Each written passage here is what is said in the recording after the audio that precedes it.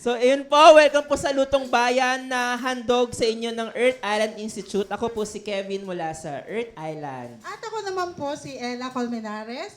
I'm glad to be here for the second time to host the Lutong Bayan. And kami po yung ni Kevin, second time na nga namin, kami po ang magiging tagapagpadaloy ninyo ngayong araw. Yan. Ngayong araw po ay tayo ay nagsama-sama upang ipagdiwag po ang World Food Month at the same time yung Peasant Month, Yes, ngayong araw ng mga ngayong buwan ng magsasaka. Oktubre ay Peasant Month at kailangan lang natin talaga silang bigyan ng tribute dahil sila po ang lumili ka ng pagkain ng bayan. Kaya ang mga lulutuin nila, syempre ay malapit at ito sa istorya, no? Malapit sa puso Malapit ng sa ating sikmura nakakarami. at puso. Oo. Aalamin natin kung bakit ito ba yung kanilang mga iluluto, no? At ipapatikim sa atin. At bakit ba ito yung mga napili nilang pagkain na ihahanda para sa atin? Okay, parang nagugutom na nga ako dun O, naamoy ko na nga eh. So, ayun. Okay, so tunghayan natin yung mga iba't ibang organisasyon na kapartner ng Earth Island Yan. na magluluto kasama natin. Siyempre, nandiyan dyan ang Kilusang Magbubukid ng Pilipinas. Ayan, nandyan ang amihan, no? Ang KMP at ang amihan. At nandiyan rin po ang Pamalakaya, ay nag-iisang organisasyon. Palakpakan po na natin magluluto. sila. Yes! Yes naman. Eh! Pamalakaya, eh! Nag-i-A rin pa kayo. Siyempre kung meron mga magsasaka, mangingisda, meron tayong mga advocates. So, kasama po natin ngayong magluluto yung mga coconut farmers advocates at mga food heritage advocates natin. At syempre, nagpapasalamat tayo sa Coco Bistro na nagbigay sa atin ng venue ngayong Yan. araw. Salamat. Palakpakan natin naman sila. natin. Palakpakan Gusto natin namin. ang mga magigiting at masisipag na mga staff ng Coco Bistro. Yes. Yes. Kaya naman, Ate Ella, handa ka na? Yes, handa na kayo? Parang gutom na Parang talaga gutom na sila. Handa na ba kayo? Yes na yes! Sige. So, welcome kung saan. Lutong Bayan. Busog na ang tiyan mo. Busog pa ang kaalaman mo. Yan. So, mamaya, ito po ay isang alternative cooking show para sa food sustainability at food sovereignty. So, upang umpisa na po ang program, no, tawagin po natin si Miss Trixie Concepcion, Regional Director ng Earth Island Institute, upang opisyal na buksan ng programa at mensahe at paunang salita. Yun. Magandang umaga sa ating lahat. Thank you for spending your morning with us dito sa Coco Bistro. Bakit ba tayo dapat concerned ngayong mga panahon na to? Una kami, environmentalist kami, no? We're very concerned sa food production systems. Kasi ngayon, parang ang nangyayari, depende sa state ng environment, yung state ng environment magdedepende sa food production system mo. Kung monocropping yan, marami kang ginagamit na pesticide, marami kang ginagamit na abono, sira ang ating environment, no? So it's the wrong way to feed your community and your people. Kaya kami, isa pa, no? Today is Peasant Month. Today is World Food Month. Ang dami ngayong ngayong October, it's also World Consumer Day, World Animal Welfare Day, no? Na lahat 'yon sa atin sa Pilipinas ay kung totoo nga bang meron nun, no? World Consumer Day, World Farmers Day. Kasi, naririnig nyo naman sa balita, mag-aangkat ang Pilipinas ng bigas. We are the most food insecure country in Southeast Asia daw, no? Despite the fact that we are an agricultural country. Tapos mag-aangkat din daw tayo ng isda. Despite the fact na tayo ay isang arkipelago at ang marami sa ating mga mamamayan ay mangingisda. So how did we get to this point? Paano tayo nakarating sa ganitong kalagayan na we are an agricultural country, marami sa atin ang engaged in agriculture and fisheries, pero nandito tayo, nag-i-import tayo ng pagkain natin, and we are the most food insecure country in Southeast Asia and probably in Asia, no? So kami, minarapat namin na paano natin i-reverse itong situation na to, no? Kasi lahat tayo dapat concerned sa pagkain, no? Pag hindi tayo nakakain, lahat tayo wala na dito. So, paano natin siya i-reverse? So, minarapat namin tawagin itong ating mga basic sectors. Alam nila kung paano Alam nila kung paano. Pero yung pag-reverse ng environmental destruction, pag-reverse ng ating state of food production, hindi nangyayari yan sa isang araw. No? So, kailangang niluluto yan. Pine-prepare yan para mangyari. So, ngayong umaga, through this alternative cooking show, gusto namin ipakita sa ating lahat paano mangyayari na magkaroon tayo ng food sovereignty and food sustainability. So, sana mag-enjoy ang lahat habang natututo at later on, hopefully, mabusog tayo dun sa mga niluto ng ating mga chef.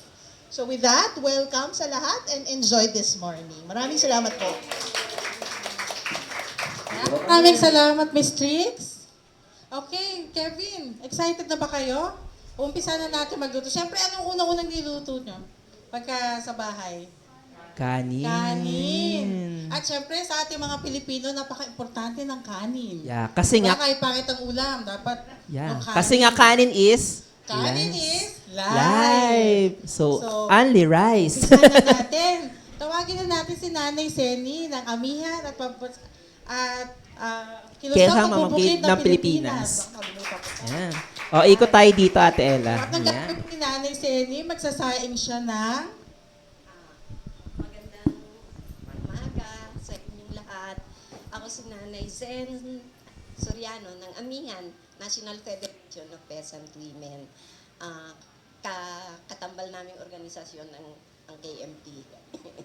So, bali, ang iluluto natin ay brown rice na may kisa. Ang tawag namin sa kamote na nilalahok ay kisang kinikisang para sa sinaing. Ito ay para nga sa mapamura. Extender din kasi itong kamote para sa sa ating pagkain. Pero nagiging nga yung kamote, 'di ba? Ang tawag pag tayo ay nag-aaral at medyo sasabihin nangangamote tayo, kanakamote tayo, no? Ang napaka-negative ng ng connotation, samantalang ang laki-laking tulong nitong mga kamote na ito at saka masustansya pa kumpara mo sa mga kung ano-anong mga pagkain na hindi naman lokal, At ito ay pwedeng itanim natin sa ating mga bakuran o kaya naman ay sa mga bukirin. Kaya eto, isasaing natin yung bigas na brown Nanay rice. Seni, ano po ba ito? Ito ay unpolished rice, brown rice. Oo. So, Ito hindi kasi siya puti. Di ba hindi tayo siya puti. nasanay tayo na ang binibili natin yung puting bigas, no? Pero ang hindi alam ng marami pa pong mga species o variety ng ating bigas. Ilan nga po ba yun, Nanay Seni? Nasa 116 ba yun? 1,000? 16,000 na variety. 16,000 na varieties. Kaso, ito ngayon ay kokonti na ang natitira na hawak ng mga magsasaka. Dahil nung inintroduce sa atin yung Masaganang 99 noong 1972 sa panahon ni Marcos Sr. ay kinolekta ng IRI ang mga binhi. At tapos ay pinalitan ito ng mga imported, dinumero na ang mga pangalan ng ating bigas. Mula sa dati ay mga pangalan ito, mga lokal na pangalan ng mga bigas. Kaya, yon ngayon makikita natin na ang kinakain na natin ngayon ay hindi na yung talagang bigas na mula sa mga traditional rice. Pero, na-curious lang po ako dito sa pangalan. Bigas, paano ka magiging 20 pesos? O nga, di ba? Narinig yun na yun, di ba? Paano ba magiging 20 pesos ang bigas? Posible pa po kaya yun? Posible yun. Kaya lang, yung nga natin, ngayon kasi, yung medyo maganda, may mabababa sa 50, na 50 pesos, pero hindi yun masarap. Pero, Parang 60 lang kaya ito yung lasa. binibili kong bigas. No, eh. matabang talaga. Kasi para pumuti ang bigas, ang ginagawa ng mga tsaka pag naluluma, nire-remeal nila, ipapagiling uli, kaya lalong nawawala ng sustansya yung ating bigas.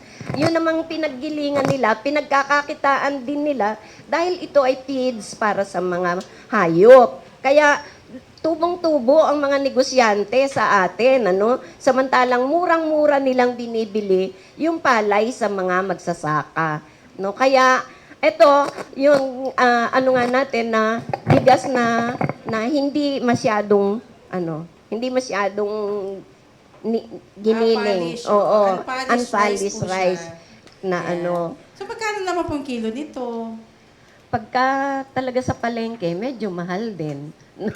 Parang mga nasa 55 na tong ganito, no? Medyo mahal Oo, din. so- Kaso, ang ano nga, pero 60. Si may ano yung Oo. bumili, 60 daw. Alam na. kasi kung palalakasin natin yung lokal na produksyon, mas mapapamutin yun. No? Kaya po Mas ba lalagyan nyo mapamumura. ditong parang extender na kamote? Para mas maparami. Maparami, extended. At saka, medyo, ano din, matamis-tamis yung, yung bigas pag isinalang. Nanay Senit, sa pagkakalam ko, parang mas mahal pa nga yung mga local na mga bigas natin ngayon kaysa doon sa mga imported. Oo, totoo yan. Kasi, kukonti ang may kakayahan na magtanim ng mga organic, na ganito. Kasi, kung hindi mo sarili yung lupa na iyong sinasaka, hindi papayag yung may-ari ng lupa na ang itatanim mo ay mga ganitong klase ng mga palay na kung saan ay hindi sila kikita ng malaki. Ang kailangan nila, kumita sila ng kumita ng malaki. Ano naman kung ano lang yung kaparte nila, naghihintay lang sila doon sa kanilang kaparte. Kaya, yun, kailangan talaga natin na may suporta ang mga magsasaka para yung mga binhi ay masigurado at yung pagkain natin mismo ay masiguradong ligtas at may sapat na para sa pangangailangan ng bansa. Kasi yung mga bigas na mga puti, yung Bigas. inio-offer sa atin ng mga binhi, ay Yes. Terminator seeds na yon. Namamatay yung pagka Bigas. tinanim mo, Gas. isang anihan lang yon. Pero later on, Bigas. hindi na yun pwedeng kunin mong gawing binhi. Kaya nagkakaroon ng magastos na Gas. pagsasaka. Gas. Dahil bili ka ng binhi Wala kada taniman. Ayun. Nanay Senit, pwede po bang habang nagtatalakay tayo, nagsasaing na lang? Parang gutom na po yung mga audience. Meron? Oo, sige. Yan, so, Hugas na yan. na yung bigas. Pakita po ni Nanay Zene yung process nung pagsasaing na may kasamang Kamote. kamote. Ayan. So, ayan po. Lalagyan niya ng tubig. Ilan po yan? Paano sinusukat yung tubig? Pagka brown. Ayan. Hindi pa ginaganon lang po yun. Malinis po ba yung kamay nyo? Ganyan. Malinis. Ewan ko kung malinis yung kamay ko, kayo na lang. Ako kanina, pero ayun. Pwede na to.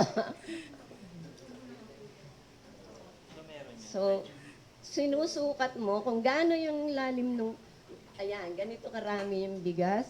So, dapat ay ganun din yung tubig. Ayan. Ngayon, depende rin. Minsan, kinakapos ka kung maalsa yung bigas, kaya kailangan mo dagdagan ng konti yung tubig. Ito po dahil may kamote, kailangan po ba Tapos natin ito- magdagdag? Hindi na rin, okay na yung nailagay na yon. Dahil isasama na natin to, haluin na natin para umano na yan. Yun. Umilalim na siya, makasama na. Kasi pagka sa ibabaw lang, pipiliin na lang yung mga kamote na ihiwalay. Ako parang pipiliin ko So, talaga yung kamote. buksan na natin. Ayan. Teka, baka sumabog. Hindi naman. Sabi ko na nga ba, ikaw na nga, Kevin. Ano ba to? Teka, hindi nakababa masyado. Yun. Yan. So, Yun lang pala yun. tatakpan. So, Pasensya na, hindi sanay sa ganitong klaseng kalan. Basta ba kayo usually nagluluto? sige. So, habang, Ate Ella. So, habang Ayan, meron sila pinapakulo dito. yung sinaing ni Nanay Zenny, meron pa kaming mga katanungan, Nanay Zenny. So, sabi natin, paano ba magiging 20 pesos ang presyo ng bigas? Sabi niyo po kanina, kayang-kaya naman. Pero, ano po ba yung dapat nating gawin para maging 20 pesos o maging abot kaya yung ating bigas. So, number 1 po dyan ay, Hindi. Baliktad eh. Una, dapat yung genuine agrarian reform. Oh, sige, balik na rin natin. Dito natin lagay. Mali lang sulat eh. Kailangan random lang po. So, balik Sige. kailangan yung lupa. Hindi pwedeng may- random may- dito. Maibigay sa mga magsasaka, magkaroon siya ng kontrol sa lupa. Ayan! Eh! Tapos, ayun, yung kailangan ng suportang subsidyo at serbisyo para sa ganun ay may tulong sa mga magsasaka kung paano yung gastusin dahil sa ngayon nga napakamahal ng gastos sa pagsasaka, no? At kailangan yung gobyerno ay tiyakin na yung hindi mahal yung mga kung maaari lang wag yung mga chemical input na kung saan ay mga synthetic yung gamit dito na hindi maganda sa ating kalusugan, ano. So maganda sana kung organic na mga fertilizer kasi may mga nabibili naman nakakapag-produce at ang mga magsasaka kaya din naman gumawa ng mga organic fertilizer, no. At yung services din na kailangan natin ay di tulungan din sa sa marketing ng gobyerno. Kasi ang nangyayari, binabarat ng trader, nakukuha ng trader. At saka dahil sa laki ng gastos namin sa pagsasaka, nangungutang kami. Kaya kailangan may support na pautang din yung gobyerno kung kinakailangan. Pero ngayon nga, kahit ino-offeran kami ng mga pautang, ayaw na rin namin kasi lubog na kami sa utang eh. Dahil mas nangungutang kami sa mga trader para mas mabilis dahil kung hihintayin namin yung pautang ng gobyerno, matagal na panahon bago kami makapagtanim. Kaya yun yung yung malaking problema na malaki yung interes sa pautang. Kaya talagang pagdating ng anihan ay murang-mura naman binibili yung aming palay. Sa ngayon ay may bumibili ng 12 pesos per kilo ng palay at merong 14.50 sa 14.50 daw ang bili ngayon sa sa Cagayan at saka sa Isabela. Pero pag ganito kasing Oktubre dahil kasagsagan ng anihan, mura talaga nila binibili yung palay. Pag medyo nauna ka ng pag-ani, mga September ka nag-ani, medyo mahal. Naka 20 daw, 20 pesos yung iba na naibenta, no? So yun sana, ang sinasabi, 2 kilong palay, 1 kilong bigas. Pero sa totoo lang, ay hindi. Ang bigas, mahigit 1 kilo kung tutuusin. Kaya lang, para sa madaling mathematics, 2 kilong bigas, 1 kilong palay. Kung binili sa amin ng 12, di 24 lang yun. Di ba? O bakit ang presyo ng bigas ay 40, 50 o 55, o 60 pag maganda pa yung yung pala. Kaya ayun, nangyayari talaga, lugi ang mga magsasaka. Murang sabi nila, bakit ninyo ibinebenta ng mura? Ba't hindi na lang yun ang kainin nyo? Dahil wala din naman kayong pagkain.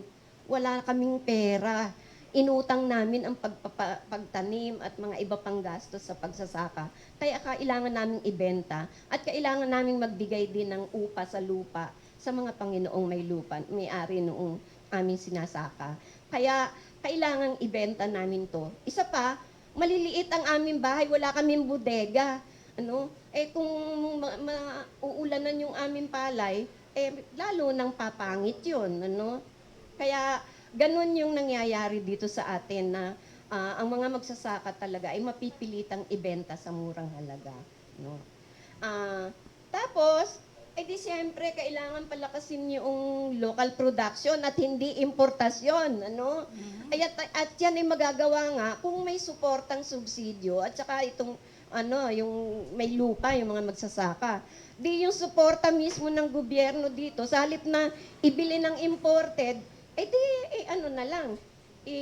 ibigay sa mga magsasaka na tulong, Kaya, yon at gayon din, ibasura yung mga neoliberal na polisiya tulad ng, nitong Rice Liberalization Law, RA 11203.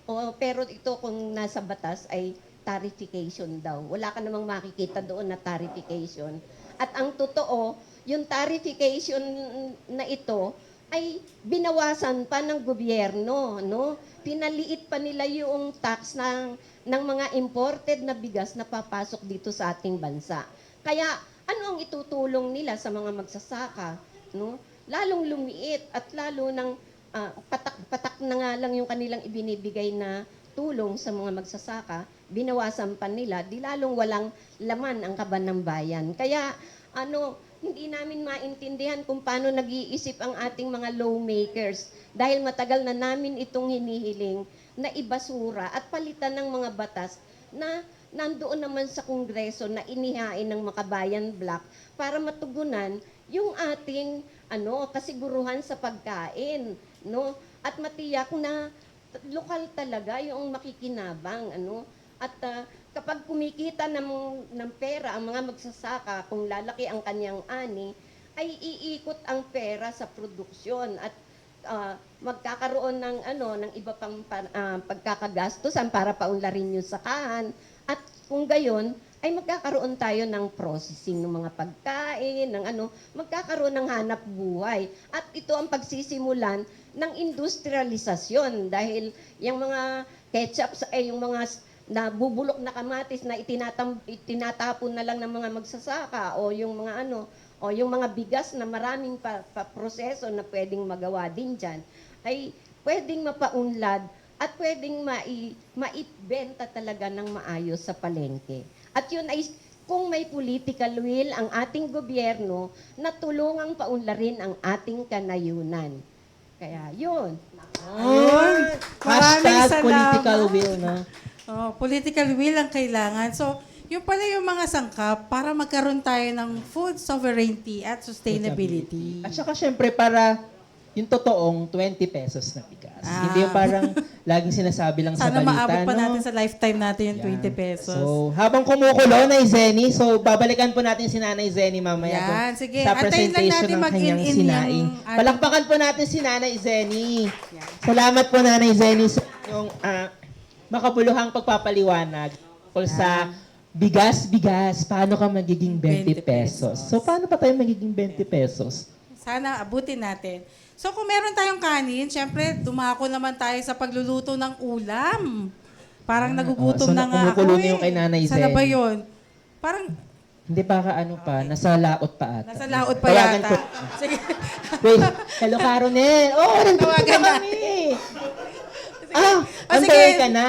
Okay. May discussion pa daw. Sige po. Naglalakad ka na. Ayan na Ayan, siya. naglalakad na siya. Salubungin natin ang palakpakan si Caronel Caronel Arambulo. ng Pamalakaya. At ang kanyang lulutuin ay Fish Be With You. Yo! Be with you, meron pa eh. Ang Ang anti-reclamation na galunggong. Tara, ba't kaya anti-reclamation? Sige, mamaya alamin natin sa kanya yan. Bakit anti-reclamation galunggong? Pakita natin yung yung kanyang... Ayan, tingnan natin ang kanyang Pwede bang i-focus natin yung camera rito? Anong ang sabi nakalagay? ay, mangingisda, tagapagtanggol ng West Philippine Sea. Ang galing talaga. Yes, Caronel, okay na. Thank you po. Ayan, kamusta ka naman, Caronel? Ate Ella, dito ka.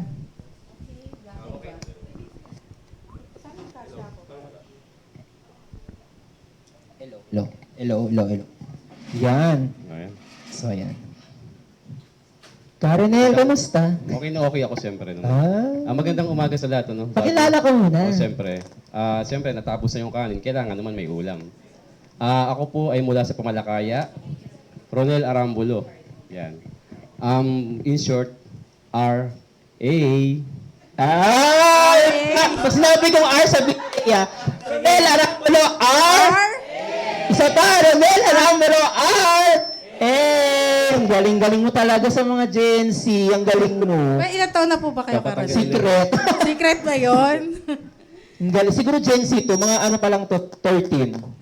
Actually, ito tama-tama itong lulutuin natin. Kasi di ba tayo, Earth Island Institute, syempre malapit sa puso natin ang dagat. Yes. Kaya alam naman natin na napakayaman ng ating karagatan dahil isa siyang Archipelago. Archipelago, ang Pilipinas. Di ba? Mahabang coastlines natin. Kaya naman sagana talaga dapat tayo sa malikas yamang dagat. Alam nyo ba, nasa karagatan lang natin, makikita natin yung mahigit 2,000, mga nasa 2,400 hanggang 3,700 species. Sa karagatan pa lang yan. Iba pa yung sa tubig tabang, no? Yes, Kevin? Opo. Iba pa dyan yung mga isda na natatagpuan sa mga ilog na may 341 species.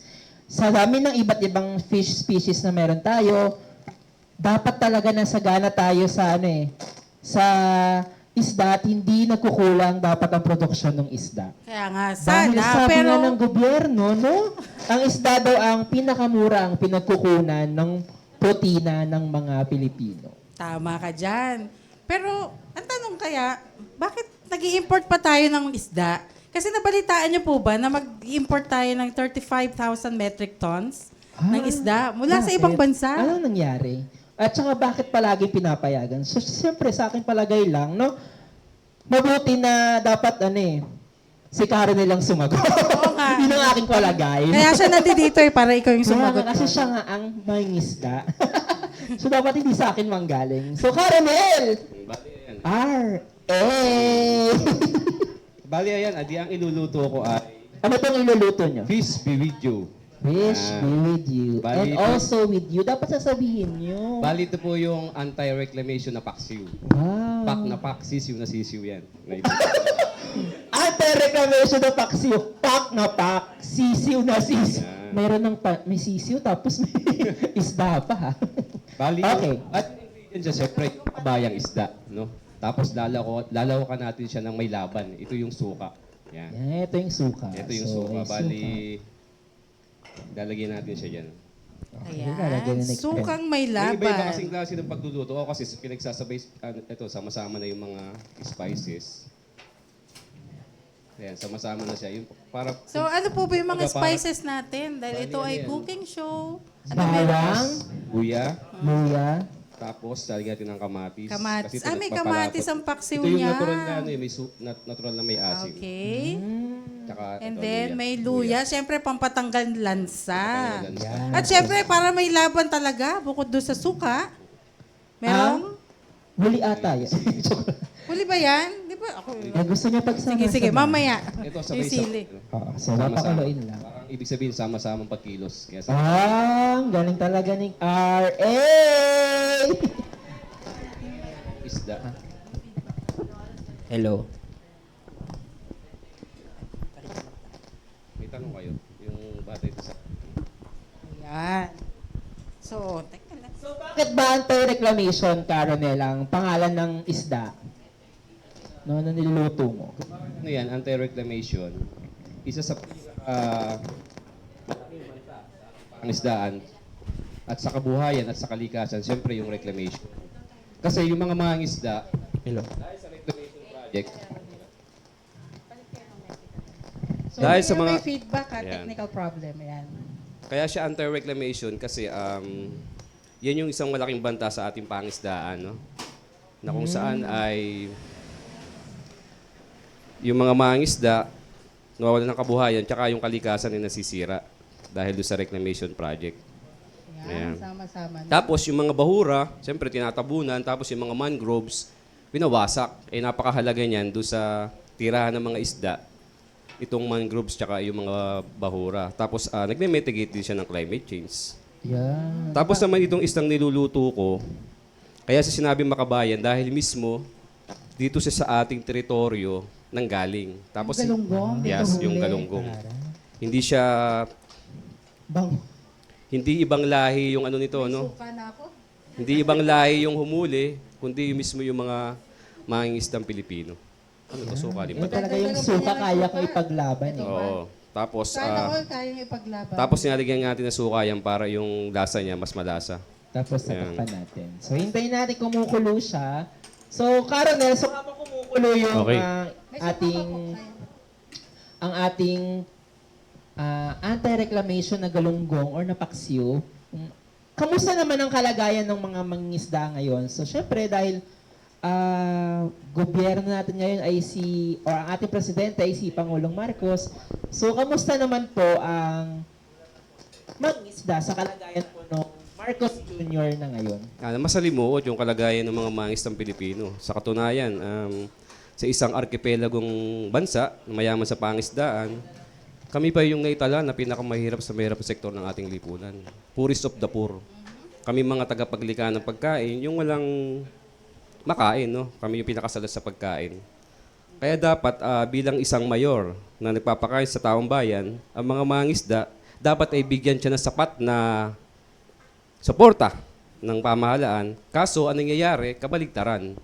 Sila yung nagpapatupad ng mga programa, mga patakaran, mga polisiya, mga proyekto na siyang dahilan kung bakit bumabagsak yung kabuhayan ng mga mangisda. Halimbawa, yung proyektong reclamation, sinabi din kanina, sila yung napapalayas yung mga mangisda sa mga tirahan, inaalisan ng kabuhayan, 80 to 90% yung binagsak ng aming kabuhayan dahil dyan sa proyektong reklamasyon.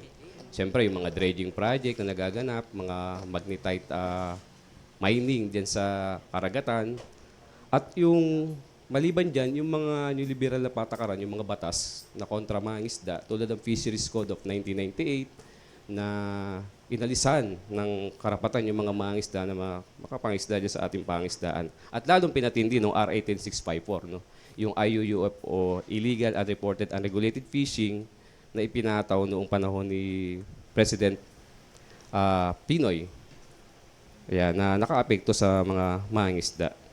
Eh, kamusta na po yung kalagayan ng reclamation? Nasaan lugar na ba? Yung Cavite, di ba? Reclaim na. Las Piñas, Parañaque. Sa ngayon, napakalaki. Malaki na yung reclamation project na gaganap sa buong bansa. Batay mismo sa Philippine Reclamation Authority, 187 reclamation project meron tayo dito sa buong bansa at ang pinakamalaki dyan ay sa Manila Bay. Meron tayong 22 reclamation project no, na issue ng Environmental Compliance Certificate. At ang pinaka malaki dito sa Manila Bay itong 2,500 hectares no, na New Manila International Airport na pag-aari ni Ramon Ang na San Miguel Corporation. Ito yung Aerotropolis na kung saan dati napakaganda ng kabuhayan dyan ng mga mangisda, may mga mangroves pero nasira. At alam ko meron mga bakawan pa doon. yes, may mga nasa 600 yun eh. Nasa 600 yung winasak niyang ano na yan, yung proyekto na yan. Tapos hindi pa siya nakontento maging dito sa bahagi ng Nabotas yung 650 hectares reclamation project no na yung mga tahungan ay winasak at libo-libo rin mga mangisda na apektuhan. Tapos itong si Ramon Ang ay mapagkunwari. No, dahil sinasabi niya na idagdag natin pala yung dredging dito sa Cavite, sa may Naik, sa may Tansa, sila rin may pakanayan, no? Na kung saan yung mga coral dyan ay nawasak dahil doon sa dredging, itong San Nicolas Shoal. Na dati kumikita yung mga mangisa na nasa 3,000, 5,000, ngayon ay wala na, 300 na lang, pahirapan pa. No? Tapos, siya rin yung dahilan kung bakit nagkaroon ng mga oil spill na naka-apekto rin sa mga mangisda. Ay, sa Verde Passage. Pero ang galing niya magkunwari, sinasabi niya na tinutulungan daw niya yung mga mangisda. Halimbawa sa may Cavite, 3,000 bawat buwan yung binibigay niya na ayuda. Pero 100 lang siya bawat buwan, di ba? Kung kukwentahin natin. Bawat araw pala. So, kung 3,000 kinikita ng mga mangisda, 2,900 dinanakaw niya. Kaya mapanlin lang eh, no? Tapos pinagmamalaki niya, may mga scholarship daw siya, si Ramon Ang. Pero napakarami namang mga kabataan na hindi na nakakapag-aral na anak ng mga mangisda dahil doon sa mga reclamation project. At may nagbanggit pa ng mga taga-taong simbahan na nagdo-donate daw to sa simbahan. Si Ramon Ang. Ganong katindi. Pero siya yung tagapagwasak nung nilikha ng Diyos, no? Yung mga karagatan natin. Kaya dapat ilantad to eh, to si Ramon Ang. At saka yung iba pang mga nasa political dynasties na siyang pangunahing nagtataguyod ng mga proyektong reklamasyon na siyang dahilan kung bakit bumabagsak ang kabuhayan ng mga mangisda at mayroong banta sa ating food security. At syempre, yung climate change. Huwag natin pagkalimutan. Mabigat. Yung kaya ang issue ng mangisda, hindi talaga issue ng mga mangisda, kundi issue ng mamamayang Pilipino. No? At ilantad natin yung mga political dynasties sa Bacoor, mga rebelya. Yes, oo. Sila may pangunahin dyan, yung 420 Reclamation Project, ay yung 100 dyan kay DE Secretary Francisco Chu Laurel, isang sekretary ng Departamento para sa Agrikultura. bahagi ng pagwasak doon sa ating kalikasan. Tiangco, mga dynasties yan dito sa Navotas. Sila rin ang nagwasak yan sa ating karagatan. At syempre, yung mga nasa Senado, ay nakita naman natin talaga na wala silang mga stand dyan tindig. No? Kukuya-kuya-kuy lang doon sa kanilang upuan. No? Hindi talaga tumitindig para doon sa kapakanan ng mga mangisda, kaya hindi talaga nila natatanaw yung aming sitwasyon. Ano? At ang ito pang si Villar, isa to sa humamak sa amin. Na kami raw ay hindi namin alam yung usapin ng klima at yung problema dito sa usapin ng pagkain. No? Isa itong malaking kalokohan. Dahil tayo yung mismong naroon sa ground, sa tural, ito yung danas natin, buhay natin pang araw-araw. Kaya alam natin yung issue na to. At sila ang tiyak na hindi nakakaalam dahil nakita naman natin sa mahabang panahon kung alam nila yan, dapat hindi nila pinapatupad ng itong mga programa. No? Na siya nagpahirap sa atin. Ayun. So, alam na natin Napakahalaga Ayan, na may kumukulo na. accountability rin pala. Yan, kumukulo na. Oh. amoy paminta, amoy Parang paminta, ano yun. amoy suka. Ito amoy, Parang- amoy kanin. Ito, So, ang Kumukulo ingredients na ng yung- kanyang isdang anti-reclamation ay ang mga sumusunod. Camera po. oh, paano ba, ano ba yung sangkap ng sustainable pangisda, Ronel? Pwede mo bang sa amin isa-isahin yung sangkap para ma-achieve natin ang sustainable na Ayan. pangisda? Habang kumukulo na to, katumbas yung kumukulong galit ng mga mangisda, edi ating i-explain yung sangkap, no? Para makamit natin yung sustainableng pangisda. Una, support Small scale Fisher folks. English. suporta sa mga Ayan. maliit na may isda. Pagsuporta sa maliit na mga mangingisda, siyempre, unang-una sa lahat, kinakailangan magkaroon tayo ng subsidyo. Yung matagal natin panawagan, 15,000 production subsidy, lalo't lalo sa panahon na mayroong mga kalamidad, no, na nararanasan yung mga mangingisda. Fuel subsidy, yan, na 3,000 kada buwan. Bali yung yung sinasabi natin 15,000 production subsidy, yan yung naipasa na bill ng Makabayan Black, no, yung House Bill 2024. Kaya kung mapapansin talaga natin, puro nagmumula lang doon sa mga progresibong grupo, ano, Makabayan Black, yung nagtusulong talaga ng mga batas para doon sa interes ng mga mangingisda. Ayan, open access fishing for communal fisheries zone.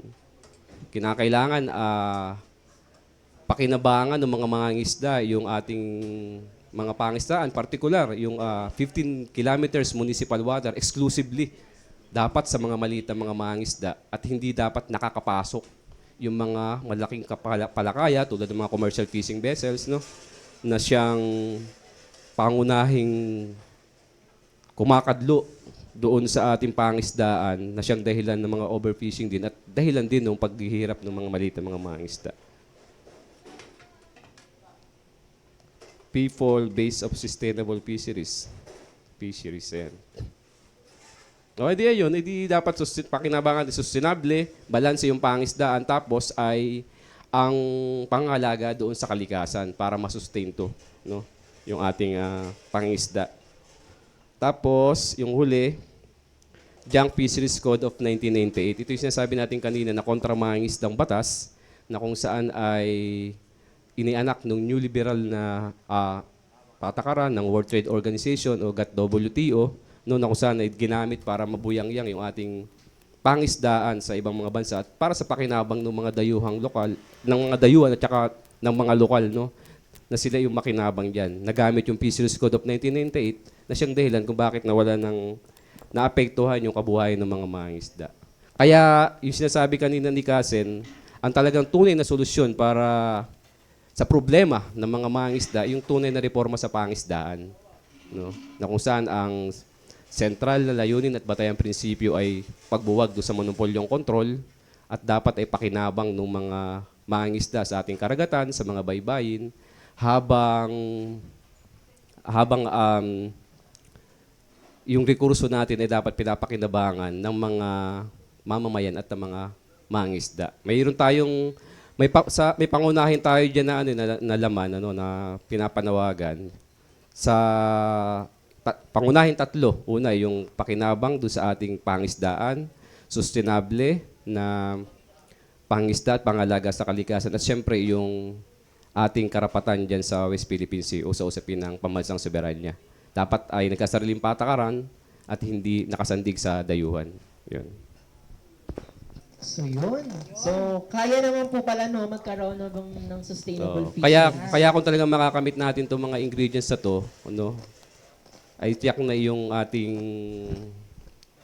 karapatan at pakinabang na mamamayang Pilipino ay tiyak na ating makakamtan. Yun. Yun, sana nga makamtan natin. And to recap, ang mga sinabi niyang ingredients para sa food sustainability ng ating pangisdaan ay una, suporta sa mga maliliit na mangingisda. Pangalawa, access sa pangisdaan. Pangatlo ay people-based and sustainable fisheries. At syempre, yung pagbasura doon sa mga hindi makatwirang patakaran, yung mga hindi pantay, gaya ng fisheries code. Okay, Kevin. Ngayon, habang hinahantay nating maluto ito, madali lang maluto isda eh. Halos luto na. Konti na lang. Dako naman tayo sa susunod na ating tagapagluto. Sige, kayo na po bahala dyan, Caronel. Sige, dadak na po tayo sa ating ikatlong tagapagluto. At kilala po siyang isang food heritage advocate. So, pinapakilala po natin mula sa Damayang Migrante at sa Gulay na. Yeah. Si Chef Chef Lau Castillo. Yan. Ate Ella, Ayan. take it away. Kayang-kaya mo na Take yan. it away daw. Palakpakan natin Kain si na ba Chef ako? Lau. Ayan, Hindi ka pa palakpakan. kakain, i-interviewin mo pa siya. Take it Excited away. ka naman masyado. Okay, sige. So, ang pamagat ng kanyang lulutuin ay Oh my gulay. Kulay. Pero ang lulutuin mo talaga, Chef Lau, ay anong putahe or meat? Sige. Yung lulutuin natin, basically parang integrated na dalawang traditional Filipino dish. Ang tawag natin, kulawo, at yung isa pa ay kulawin. Pero ang gagawin natin main ingredient ay ang puso ng saging. saging. Pero teka muna, Chef Lau. Ano nga ba yung food heritage? Pwede niyo po bang Oo. ipaliwanag sa ating mga audience? Sige, lalabitan kita para hindi ka masyado mahirapan.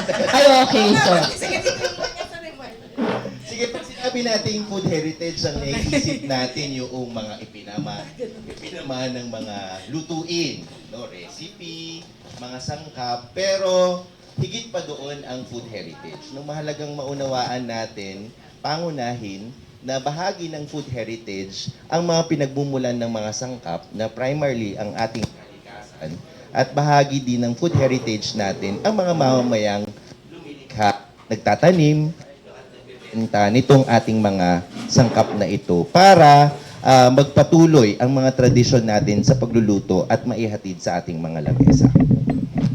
Yung food heritage po ba sa tingin ninyo ay may kaugnayan sa ating food sovereignty at sustainability? Yes, actually malaking kaugnayan yan. Lalong-lalo na nga no, kung titignan natin na sa promotion ng food heritage, mahalaga yung food biodiversity preservation. Kasi kung mawawala no ang mga ang biodiversity no dito sa ating bansa, mawawalan ng batayan no para doon sa patuloy na paglikha natin ng mga traditional dishes natin. Tulad na lang siguro noong lulutuin natin at mga gagamitin nating mga sangkap. Ingredients. So, paunahin, dahil nga saging, no, mamaya papaliwanag ko bakit saging. Kasi no, isa sa mga underrated talaga na ingredient ang saging. Saging. No? Kasi Napakarami na kadalasan, sa pag sinabi Pilipinas. natin saging, ay ano yan, panghimagas, prutas. Oo. Pero culturally, ginugulay natin ang saging. Saging. Ang puso at saka ang hilaw na saging. So, dito sa ating paggawa ng kilawin, yan, yung mga Bisaya, yung mga nasa Mindanao, ang main na ginagamit nila sa kanilang kilawin ay ang suka, Ano No? pong suka to? Ba't Ah. ibang kulay? ice dito, joke lang. And then, Akala ko ano iced tea. and then ito, Palaboratory sukang kayo. tuba. Ah, Pero okay. kung mapapansin nyo, kulay pula siya kasi traditionally sa ilang mga rehiyon natin, para speed up yung fermentation ng sukang tuba at makadagdag ng additional flavor, naglalagay sila ng tinatawag na kung sa mga waray barok. Yung barok? Bark, isa siyang bark ng mangrove, variety ng mangrove na ginagamit no ng mga coconut farmers natin kapag nag-harvest sila ng coconut sap, no? Nakababad na kaagad doon yung bark ng mangrove tree, no? Para diretso doon sa fermentation process. At yun yung nagbibigay ng kulay red. Kulay kanya. Yes. Matapang yung amoy niya. Yan. Sa mga Bisaya or sa Northern Mindanao region, no, yan talaga ang ginagamit na suka. Hindi acetic acid. No? Ayun. Hindi yung mga Yun yung nabibili karaniwang katulad ng nabibili. tinda ng Nutri-Asia at iba pang mga malalaking corporations. Ayan. So, sukang tuba, syempre, hindi lang yun ang pangpaasim. Usually, pag kilawin, meron ding citrus. Ayun, No? kaya pala merong...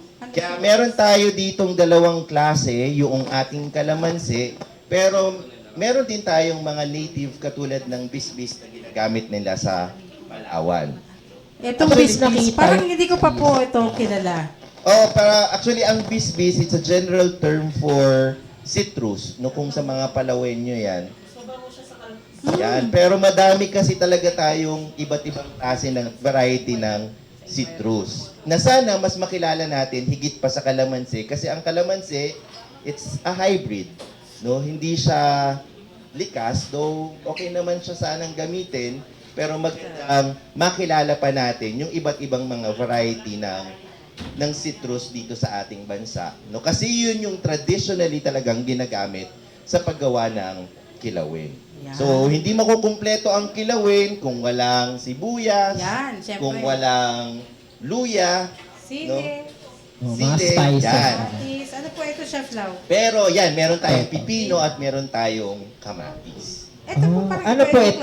klase. Ito na yung ating pinakuluan na puso ng saging at tinagdan natin ng maliliit. Kasi nga, para yun yung way of preparation sa paggamit ng kilawin at dun pa sa isa pang dish ng mga Katagalugan, yun yung tinatawag nilang kulawo o kaya naman minano. Minano. Na ginagawa nila na ang gata ay kanilang ini-infuse ng smoky flavor. No? Yun. So, yung dalawang traditional na dish na yun yung ating pagsasanibin. So, doon ako, na-curious sa smoky flavor na gata. Paano po ninyo gagawin yun? Traditionally, yun yung tinatawag nila, tinututungan kung sa bahagi ng mga Bicol, si Nanay Sen, alam niya yan. Yung nagbabaga ka ng bao, Kaya pala may baon yan, ito. kaya nagbabaga ng bao, tapos yung niyadyad o grated coconut, ilalagay siya doon, tapos slowly, niro-roast mo yung grated coconut doon sa nagbabagang ganito. Aha. So slowly, umuusok siya, ganyan, hanggang sa makapture noong grated coconut yung lasa ng usok. Tapos saka siya pipigain at yun yung ginagamit na pang sarsa. Pang sarsa. Ito po yung Yes. gata. May smoky. Ito ang gata natin at ang Ito gamit po nating ay asin, Tol-tol? asin tultul, dahil Buo hindi tayo siya, no? gagamit Kakaiba. hindi tayo gagamit ng iodized salt. Oo, mga imported na iodine salt. Ito ay local chef, di ba? Ay local, no, artisanal salt siya, nagawa lang sa Guimaras, Panay Region. Actually, naalala ko to taga Gimaras kasi yung tatay ko. Ito ay pagkain ng mahihirap noon, yung asin. Oo. Pero ngayon, gourmet food na siya. Oo, dati Saka ang mahal na tradition siya. talaga nila, asin, Galing. ulam na. Ah. So, meron lang silang parang lugaw na kanin, tapos ikakaskas nila ito doon sa lugaw, yun na ang ulam. Kaya totoo yung literal na kasabihan natin na asin, ulam na. Ulam na. Oo. Saka hindi to basta lasang asin yung alat lang. Para siyang may smoky flavor po. No? Yes, Yung kasi iba may dahil dun gata. sa way ng pag-prepare sa kanya, dahil ilang oras tong niluluto over fire, na may kasamang ilang patak ng gata. At yun yung nagbibigay ng lasa sa kanya. Sana nga po dumami pa po yung mga nabagit. Chef lang. Hindi, anong kinakaskas yun? Oo, ayan. Hanggang meron. Hanggat meron. Oo. Oo. Kinakaskas po to. Yes, oo. Yun, sige lang. Mahirap na makahanap ng mga ganito Oo. kasi nawawala na yung mga artisanal na mga paglikha ng mga scene. Parang bato lang siya. Oo, di ba Yes. dati yung Manila Bay, may mga ano po yan, bilara ng asin. Ngayon Ah, wala na rin Wala eh. na sa Las Piñas, sa Parañaque, sa coastlines natin. Hindi sa nyo na Parañaque. inaabot siguro yun, pero inaabot siguro ni Kevin namin. Yung mga asinan sa Parañaque, wala Inabot na. ni Nilaw. Si Chef lang. Hindi din. Oo.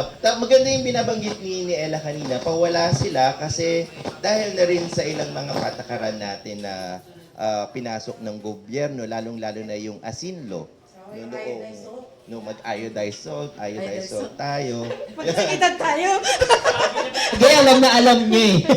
Yan, ano yan, kampanya ng Department of Health noong mga panahon na yan. At dahil doon sa ganong batas na ang pwede lang gamiting na asin for commercial use ay iodized salt, unti-unti nang nawala at namatay. Kaya ngayon, 93% ng ating asin sa ating merkado ay imported. At malaking kabalintunuan doon sa ating kapaligiran na tayo archipelagic country. We are so near source of salt and yet halos buo tayong nakadepende sa imported na asin. Napaka-ironic, no? Yeah. Karagatan, palibot natin. So, Tayo. gutom na ako. Please. May, gusto ko na excited na kami, Chef. Sige po. Sige, pasok tayo. Kasi nag-prep na tayo kanina, so nilaga na natin yung puso ng saging. So ang gagawin na lang natin essentially yung sarsa natin, no? So tulad ng yung ginagawa kasi nila, yung traditionally na tinututungan, ngayon pinaikli natin yung proseso. So gagawin lang natin, palalaglag, char natin or aapuyan natin yung ating mga bao. Yung pinagpigaan natin ng nyog, hindi natin siya i-discard, gagamitin natin siya sa proseso ng ating pagluluto. So papabagain natin to and then kapag nag-aapoy na siya, ibubuhos natin yung ating gata para i-capture nung gata natin yung smoky flavor. Saka natin siya tutimplahan ng suka, ng kalamansi, at iba pa. At imimix na lang natin later on para sa ating kulawo. At kulawo meets kilawin. Parang ganun. Parang nagsani bang isang Bisaya at ang Tagalog. Medyo ano lang to ha. Hintayin lang natin siya mag-apoy. Wait lang ha. Sige, pwede tayong magkwentuhan habang ginagawa natin ito. Kasi medyo... Pero eto, Chef, di ba pinakuluan nyo na yung saging, no? Yung puso? Yes. Ano So natin? basically, hindi naman pala siya hilaw. Pero Hindi na siya hilaw. yung ibang ingredients hilaw. Actually, yun yung practice nila. No? Pag pumunta kayo sa CDO, for example, or sa Cagayan de Oro, makikita nyo doon sa palengke nila, nagbebenta na sila ng nilagang puso ng saging. No? Kasi nga alam nila na parang, ang hirap magpakulo pa, Tapos proseso. sinasalaya after ilaga. Yes. So, ano na Hindi siya? na kailangan pigain. Pinipiga pa. So, ang gagawin mo na lang, so laga na siya, ibuboil mo na lang siya quickly, tapos tatadtarin mo siya, pipigaan, and then, pwede na. Gagawin mo na ang iyong sarsa. No? Alam mo, Ayan, nagchachar na siya. hello. Kailangan kasi talagang mas malakas yung apoy, mas maraming puso. Baka yung electric fan. Ayoko. Sige, ano pa ba? Siguro magandang i-contextualize din natin bakit saging, kasi yung saging bahagi talaga siya ng diet, no? Ng Pilipino. Ng mga Pilipino. Survival food yan eh. Saka kahit sa parte ng bansa may saging. Yes. Pero ang problem natin ngayon, kung titingnan natin ang banana production sa Pilipinas, 53% ay allotted for, or 53% ay sa Cavendish bananas. Careful. Cavendish bananas, yung mga Yung mga nabibili pang-export? sa 7-Eleven na pang-export. Ah. No? Ang problema natin with this variety, una, hindi siya lokal sa Pilipinas. So, invasive species siya. Hindi siya endemic? Siguro dahil sa variety na ito, kasi siya baog siyang saging. Baog? Yung siya, Aray? wala siyang, napopropagate lang siya sa pamamagitan ng cloning. So, yung organics, yung kanyang genetic structure, okay lang yan. Yung kanyang genetic structure ay weak, so very vulnerable siya sa sakit. Kaya siya, bombarded para kinakailangan mo siyang i-bombard ng mga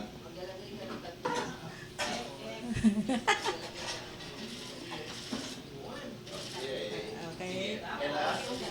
to the honor, tataklo ba sa Ella? Agad. Okay. Hey! Ayan, ang smoky na-capture niya yung smoke. So, hawakan natin to. Hintayin lang natin mawala yung puso para, yung sabihin doon, pumasok na siya sa So, na-absorb niya siya ng tapos tinimplahan na lang natin siya na. Na-absorb na siya ng Coco Bistro. Na-absorb na siya ng Coco Bistro. Siyempre, may tanong ako. Sige. Siyempre, climate change, ang daming mga kabataan na talagang nananawagan sa climate change, climate justice. Yes, hello. Yun. So, ulitin ko yung tanong, since climate change, no, maraming kabataan na nananawagan ng climate justice, no, ano ba yung relation nung pag-support sa food heritage at saka doon sa food security tapos climate resilience kung sinasabi natin? Yes. Mahalagang, kailangan dalawang kamay Mahalaga yung pag-preserve, nung maintindihan natin na to preserve the food heritage, kailangan i-maintain natin yung food biodiversity natin. Kailangan ma-maintain yung native and endemic flora na abundant dito sa ating Pilipinas. Kailangan nating ibalik yung ganong kasaganahan.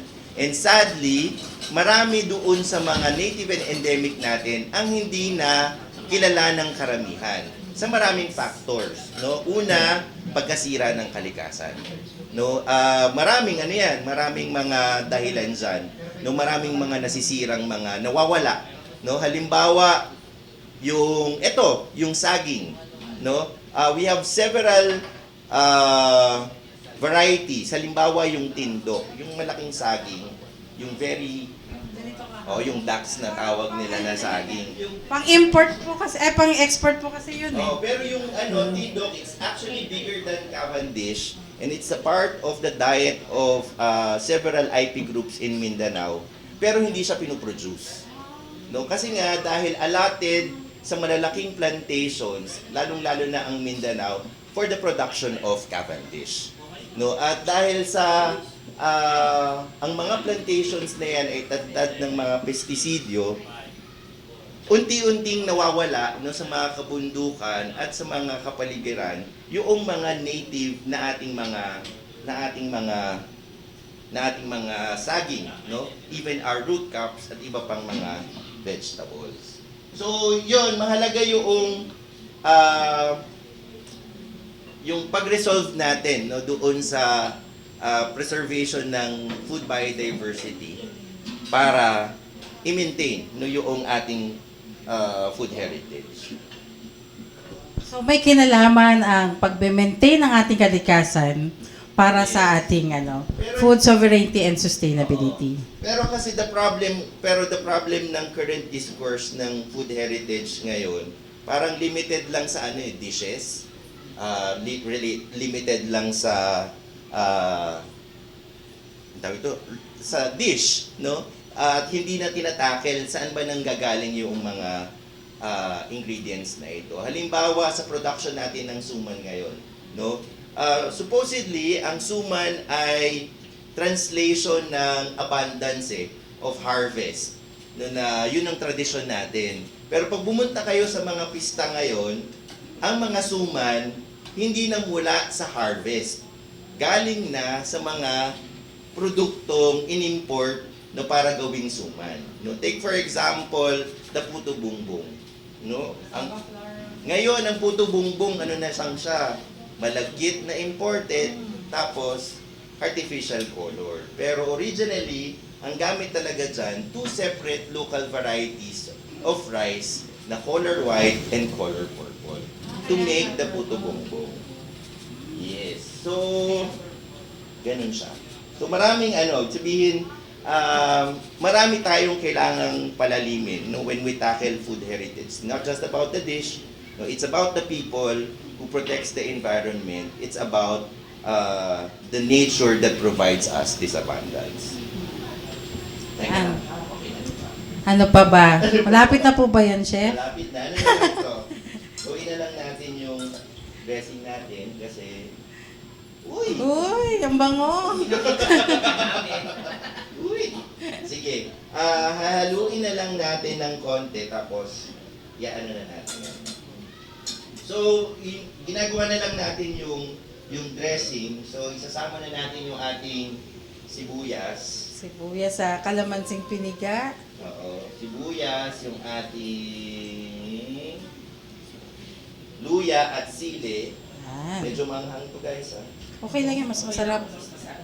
Tapos yung ating, kamatis. Kamatis. Pampaganda ng So, parang kutis. siya, di ba? Parang siyang nagsalad. Halo-halo lang, oh. At yung Yan. ating pipino. Cucumber.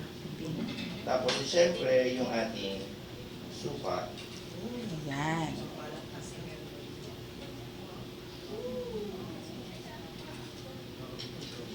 Suka at ano pa ba? Yan na yan, basically, no? At yung ating... Ito, excited ako kung paano nyo gagamitin. Oo, yung asin. Ano pa pa? Ikinain Ayan. natin, joke lang. Yan. May peeler. Ayan. Ganyan pala. Ay, teka lang. Papakita. Baka magdugo yung kamay ko. Kasama na po yan, sarap. Sige. Ano na natin? Saka na natin timplahan. Tapos lagay na natin yung ating Puso. puso. Mabuti pa to, may puso eh. Saging lang ang may puso. Ganun ba?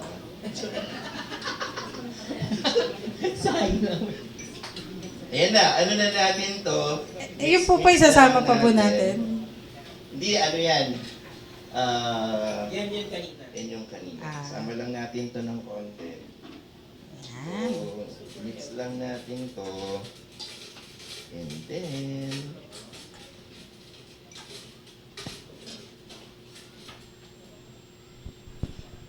Hindi lang natin. Pantayin lang natin. Tapos... Ayan, ito na. ano siya? Ito na tayo sa exciting part. Amuin mo, Ella. Bango. Inggit kayo, no? Hindi rin kayo, amoy Sige, gusto kayo. niyo amuin. Sige, kaya amoy amoy usok na yung gata natin. Namay nyo? So, tapos, ano na natin? Isasama. Salain. Ayan.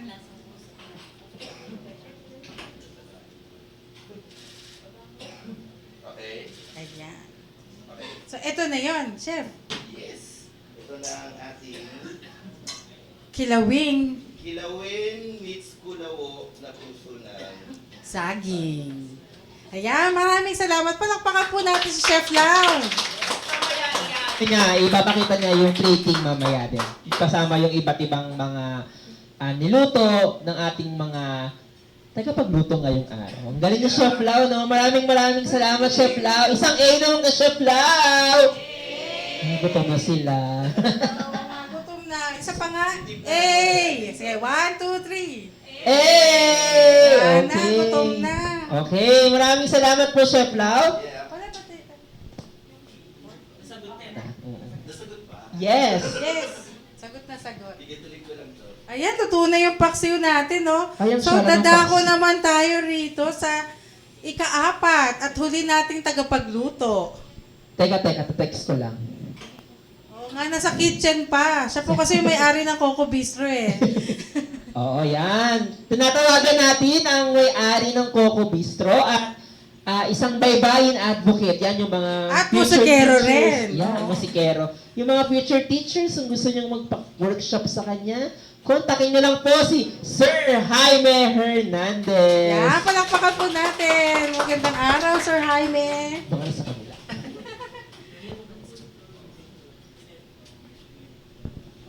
Ayan. So, ano ang ating lulutuin dito? Hello, Coco Morning. Coco Morning. Coco Morning. Iba yun Ito, ah. ang inanda natin dito sa Coco Bistro ngayon, salamat sa pag-imbita. Ito ay tinatawag nating pansit buko. So yung rekado natin, instead of using simple o yung common noodles, ang gagamitin natin is yung coconut noodles or yung Ayan, buko parang strips. pansit na nga siya, guys, oh. Yes. Actually, mas mabilis tong ano. Hindi na ako naggawa ng mga ready-made kasi napakasimple lang ito na luto. Ayan. Alam mo ba, partner, napakahalaga ng buko sa atin, di ba? Oo naman, yan. Saka buong yan. napakaraming gamit. Walang Sige, tapon yan. test nga natin yung audience kung buhay pa. O sige, ano ang gamit ng nyog? Nyog. Mic daw, mic. Anong gamit ng nyog? Sige, anong mga pwedeng gamit ng nyog? Halika dito, Tokyo. Tokyo. Tokyo ng How are Manila. you, Tokyo? May name tag siya. Ay, charis lang. Oh, may si ano daw yung gamit ng, ano tayo? Ano daw yung gamit ng nyog? Still clock No? tayo. Sa ating kalikasan or ating mga pang-araw-araw na gamit. Are we referring po ba sa Are you referring to... Wait. Teka, And I thank you. Charot. Okay. Hindi. General or pwedeng specific. isa po sa naaalala ko na gamit ng nyog is yung dahon po niya. Nagagamit po natin siya sa mga palaspas and then sa paggawa ng baskets as well as sa mga pang-storage po ng mga kagamitan. Ayan. Very good. So, yung Palakpakan natin si dahon. Tokyo. Hi, Tokyo. Thank you. Sige. So, Ano yun. pa? Ano pang alam niyang Ano gamit? pa? Halika dito, Los Angeles. Los Angeles. Nakita ko yung mga pangalan niyo sa ano eh. Los Angeles, California, LA. So ano pang gamit? Hello po. Kung i-refer ko po yung nyog sa gata, ang nagagamit po ng nyog is it's helping po to grow hair, ganun po. Wow, grow hair. At maganda naman talaga yung hair niya. So may tinda sila Sir Jaime dito, baka gusto niyo bumili. Ayan. Yan, avail na kayo sa Coconut. Sa Coco Bistro. Yung mga, marami pang gamit eh. Meron ng sabon. Hindi makakagawa ng sabon ng walang coconut. At marami pang iba. At saka yung bunot. Kung nagbubunot ka Sige, sila. nagbubunot ba kayo sa classroom? Hindi na. So, Hindi na, yun. bawal na yun. So balik tayo kay Sir Jaime. Sige, bakit buko ang inyong naisip na main ingredient? Well, yun nga, ang coconut kasi is sa bansa natin, no? Number 2 tayo sa buong mundo. Number 2 tayo, pero yung mga coconut farmers, which is 3.5 million, sila yung isa sa mga pinakamahihirap na sektor. Nabubuhay lang sila sa less than $2 a day. Yung iba nga, 20 pesos lang a day. So, ganun yung kalagayan ng mga magnyonyog natin dito sa bansa. Kung isasama yung mga, kumbaga nasa ecosystem ng coconut, aabutin yung population ng involved sa ano na to, industriya na ito ng maigit 25 million. That's more than 20% ng ating current population, which is 120 million. So, paanong gagawin natin? Ang gusto sana natin, tulungan yung mga coconut farmers. Sa ngayon, ang meron tayong sa industriya ng coconut, meron tayo copra.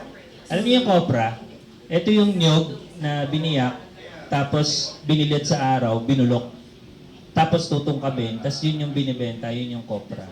So bulok yan. Anong ginagawa? Binibenta yan sa mga multinational companies. Tapos ginagawa yung explosives, ginagawang toothpaste, sabon, mga chemicals na hindi natin napapakinabangan locally.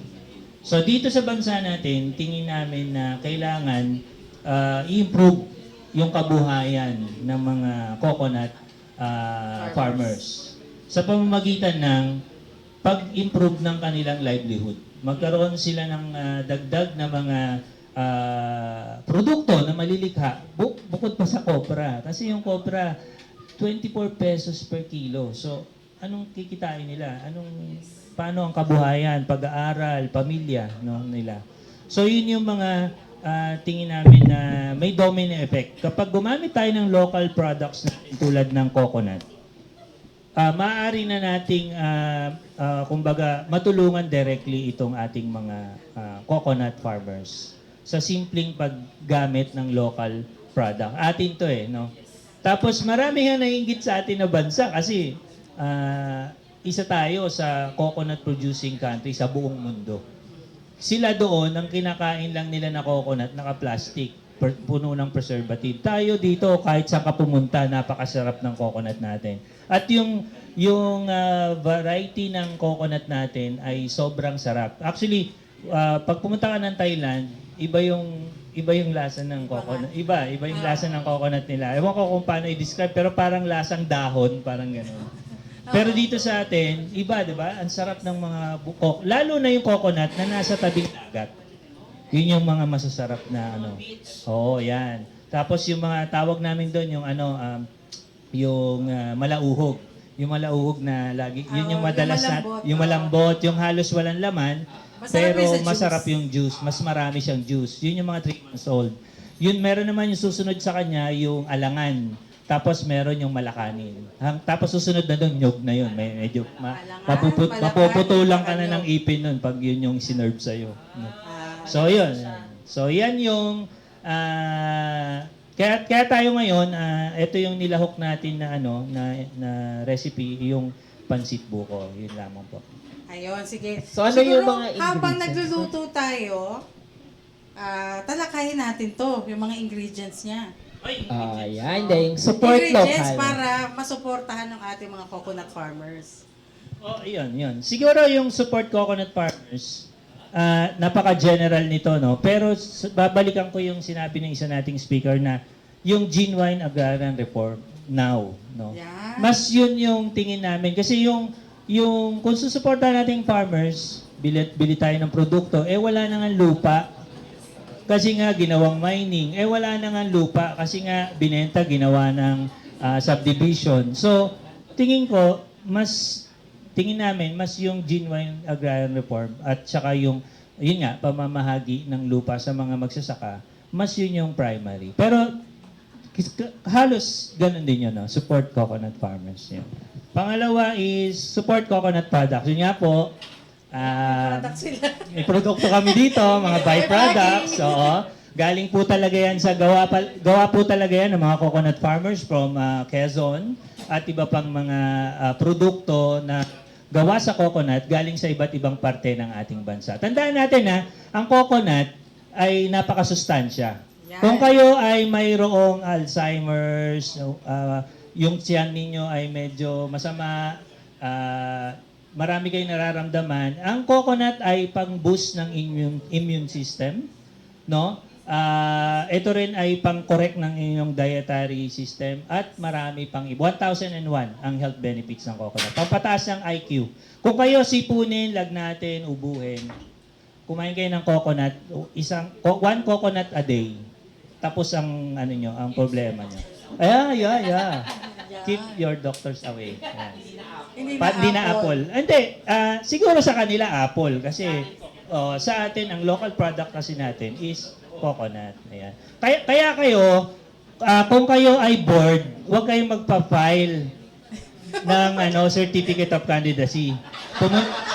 Pag-bored po kayo, pumunta po kayo sa kusina, maghanap kayo ng coconut, iluto nyo po, lulusog ang inyong pangangatawan at tatala sa inyong isipan. So yun po siguro yung mensahe nung ating pangalawa. Yung pangatlo May po, pangatlo pa. farming cooperatives or coconut farmers. Farming cooperatives po siguro mas maganda kasi yung parang malaking bagay yung collective effort ng mga coconut farmers. Actually sila po yung nakakadiskubre ng mga masasarap at mga masustansyang byproducts galing sa ating mga coconut, no? So dito, kumbaga sa coconut ano pa lang, shell pa lang, no? Yung nuts pa lang niya, ang dami nang pwedeng gawin. Kanina sabi niya yung gata, gagawing cosmetic ingredients. Totoo 'yon. Pero other than that, napakarami pa po. Alam niyo sa koprahan, pag biniyak itong nyog, yung sabaw ng nyog tinatapon lang nila. Kasi walang research walang nag-R&D. So yung sabaw ng nyog, alam niyo ba na kayang tipunin niyo 'yon, punuin niyo. Tinatapon lang sa palengke, di ba? Pag nagpakayod kayo ng nyog, tipunin niyo 'yon. Ipunin niyo, pakuluan niyo ng less than 45 minutes. Makaka-create kayo ng coconut soy. Sorry, wala lang coconut soy nasa ilalim. Coconut nut soy. Kasi galing siya sa coconut eh. So, coconut soy, yung amino sauce na lang. Yung amino sauce. Soy sauce. So, makakagawa kayo ng coconut soy. Hindi siya galing sa soya. Ganito yung kulay niya. Magiging ganito siya. So, pero tinatapon lang siya. 'Di ba? So, sino magtuturo sa mga coconut farmers? Sino tutulong sa mga coconut farmers? Kung ganun na yung nangyayari ngayon, no? Na imbis na mag-improve yung livelihood nila, ay lalo pa silang naghihirap. So kaya kami, ang ginagawa namin po, tumutulong kami sa pagbibigay ng pag-aaral, pumunta kami sa iba't ibang lugar ng ating bansa para i-share yung aming knowledge tungkol sa paglikha ng iba pang coconut byproducts. Pero, siyempre, nasa pagkakaisa pa rin, nasa collective effort pa rin ng mga coconut farmers kumbaga susi, no? Pero this one, meron pang isa. Ito, coconut amino sauce. Ang coconut amino sauce, galing naman po siya sa coconut sap. So, ang lasa, para tong parang, ano ba yun? May mga sauce na sikat no? Oyster sauce? Oyster, parang gano'n, no? Yan. So, sasabihin ko sana yung brand pero... So, may mga gano'n tayong mga produkto na pwedeng malikha out of coconut. Pero, kailangan nating pagtulong-tulungan. Actually, people's movement yung nangyayari ngayon sa coconut farming. Dahil sa kakulangan ng suporta from government, from other sectors, sila mismo yung lumilikha ng sarili nilang mga produkto at inilalaban nila yung pang-araw-araw nilang buhay. So, yun yung mas maganda ngayon sa coconut farmers. Yun po. Magluluto na ba tayo? Ay, magluluto pala tayo. So, akala ko, lecture, Sige. So, Ano po yung mga syempre ingredients ni yung Sir buko. Jaime? Siyempre, ang kailangan po natin, number 1, yung kalan. Kasi kahit ano pong gawin natin dito, hindi yan maluluto. Kalan. Meron po tayo dito yung garlic oil. Meron po, oil. of course, merong white onion. Tapos celery. At yung ating coconut mixture na ginawa namin. Tapos meron po kaming carrots dapat, no? Baguio beans, cabbage, and olive oil. Ano itong coconut mixture? Ano? Halo-halo pong coconut, may soy sauce at iba pa. Pero kung ano yung type ninyo na gamitin na ganito, pwede. So kayo na bahala, no? Basta ito ay secret ingredients namin. And then meron po tayong, of course, Hindi na siya sinasabi ko secret nga. ngayon. Hindi na? Hindi pa, siyempre yung percentage. This one, ito po yung kumbaga, pinalit natin no, sa common noodles, yung coconut strips. Okay? Tapos meron kaming pinangkayod namin galing pa ng Andiyan ba yun? Basta, yun. So may technique para humaba siya. May technique para humaba. Kasi di ba Hindi yung... yung pang-buko salad na, anong tawag doon? Yung pangkayod? yan di ba? Oo nga, ang haba So, kailangan kasi maging parang pansit talaga siya, di ba? So, yan. Paano yan? So, may Baka technique. ginaganong-ganon. Meron kaming galing na Yung kayod niya, ginaganon-ganon. May technique. So, ano na natin? Subukan na natin? Yan, excited na ako. Ayaw sa'yo. Ayan. Yun. Go, Sir Jaime. Ang maganda dito sa pansit buko, actually pag halu-haluin mo na lang siya kasi yung buko itself, di ba kinakain na natin yan? Luto na yan eh. And the rest, kumbaga pag sisikapin lang natin na lahat ng ingredients ay lumasa doon sa strips. Okay? So, yun lang. So, mainit na ba? Gagayahin ko si Chef I-play Lau. over muna natin siya. Oo, gagayahin ko si Chef. Gusto niyo ba yung gumaganon din? Oo, parang tatakbo na sana kami dito eh. Nung May lumiliyab parang eh. extinguisher na. Oo nga eh, pinapaready ko na nga eh. So yun, so ito, kumainit. Ito ang garlic infused oil. Ikaw na maglagay, diyan ka na. Ako pa, Yeah. ako pa, chef? Oo, oh, di ba? Ayan, galing. Okay, luto. Parang sayang, kailangan natin Okay, sinihin. luto na. Hindi, okay na yan. Okay na. Tapos yung sibuyas. Yan. Parang malakas yung apoy natin ah. Oo, sunog agad. Teka lang. Sige po. Okay, tapos pagkatapos nun, sige nga, ilagay na nga natin. So, ito naman ang carrots. Bago pa masunog ang mga anik-anik. Ayan, salamat. So, yan. So, nilagay na natin ang carrots, ang Baguio beans. Sige. Tapos, ilagay na rin natin ang... Yung buko strips natin. Oh, yes. Ito na. Ito na yung buko strips. Yan na yung ano natin. Sabi sa inyo, mabilis lang ang Marunong ka luto ba mag nito. ganon? Baka kasi... Pagkatapo mo nang kakainin Oo, sila. oo, eh. Baka sumama lahat eh.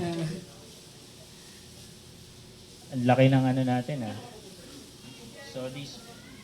Crunchy na yung ano. Malakas yung apoy. Crunchy na yung ano tawag dyan? Ay, hindi na. Yung bawang. Ngayon naman, lagay na natin ang coconut mixture. Yan. Yan ang magpapalasa. Yes, yes. Let's lagyan natin ng ping. Pepper. Yung ba maanghang? Nagugutom na ba kayo? So this one. Ang maganda dito sa sa pansit natin, pansit buko is mas healthy kaysa doon sa typical na pansit na niluluto natin. Sa mga bahay. naglo-low carb diet dyan, no? Pwede yan. Pwede rin sa mga vegetarian, di ba? Mm. Tapos itong oil natin, olive oil. Olive oil. So, ba't sa huli nilalagay yung olive oil? Siya yung pang last natin na Ingrid, para mas yung aroma. Ah, yung aroma. Para rin pala yung sesame oil na sa huli. Sesame oil. Ah. Sesame oil or Parang olive oil. may naiiwang ingredient. Yeah. Ay. Ito na po. Sige na, lagay natin. Excited. Oo. Hindi kasi ang cabbage, di ba? Madaling Pag- maluto. Oo, eh. Kaya hinuli. Yung cabbage Tama niya, pwede naman. naman papakin yan kahit cabbage eh. Oo. Yung ibang mga yan ang ginagamit eh, na salad. Cabbage. Parang Pinoy ayun. salad. Hindi kasama yon. Partner yan. Partner. oo. Para hindi Yan na mabulunan. yun. Di ba? Okay. So, Ayan. It's done? done. O, tapos na. Ayan, luto Ganun na ang kasimple. ating pansit buko. So hindi ko masyadong niluto si cabbage Cabbage. para yung May crispy pa siya, no? Yes, yes. Ganyan, fancy. so yung iba gusto luto pero for me mas masarap na yung ganyan. Okay? Ayan. Patay na natin itong apoy. So Okay, plating na po. And then, na-plate na rin po yung ating mga ulam. Ayan. so ito yung pansit buko natin, no. Parang nakaiba. Kapag kayo po ay naboboard, at sabi ko nga, huwag po tayo magpa-file ng candidacy, magluto po tayo.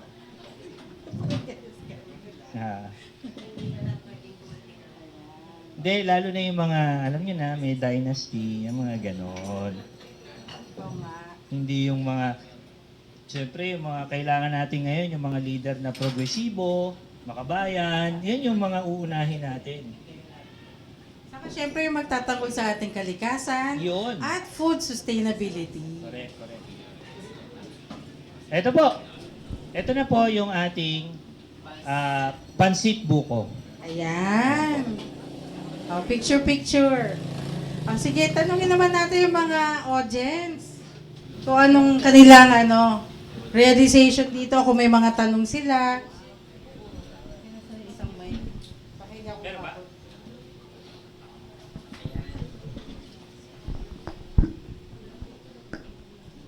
Balik na tayo. Ayun. Aabot ba yung mic natin dito? Yung wireless na lang. Ayun. Meron pa kayo dyan mga katanungan? So mamaya magko-comment kayo pag nakatikim kayo ha. So i-describe niyo yung lasa. Meron kayong karagdagan dun sa kanilang mga cup. Yung mga sinabing mga pangangailangan para sa food sustainability. Anyone? Ayun. Magandang tanghali po sa lahat from PNU Luntian. Bali, para sa lahat po ng natalakay natin ngayon sa food sustainability, food heritage, at in terms of economic capability no, sa bigas, tsaka dun sa coconut farming po. Ayun, common denominator po na nakikita natin bilang galing po kami sa sektor ng edukasyon is kaugnay po nung nung pag-iral ng food insecurity sa lipunan natin ay yung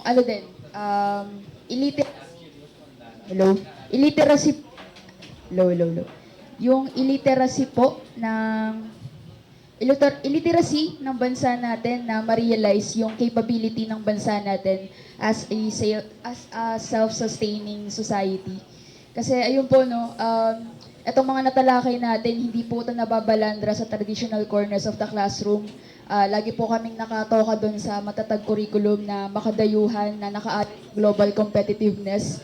At ayun, bilang parte ng progresibong organisasyon sa pamantasan, as much as possible, ginagawa namin yung best namin para matalakay ito sa pamantasan, sa pamamagitan ng pamumulyeto, matalakay yung sa reklamasyon, yung esensya ng pagtutol dito, yung pagtindik dito.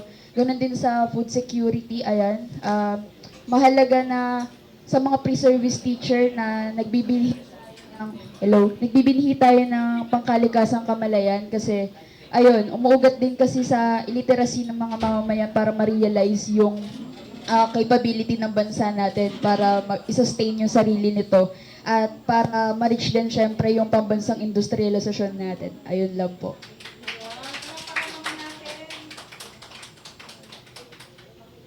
Ayan. So, bago tayo magtikiman, tinatawagan po ang lahat ng tagapagluto sa gitna para sa isang photo ops.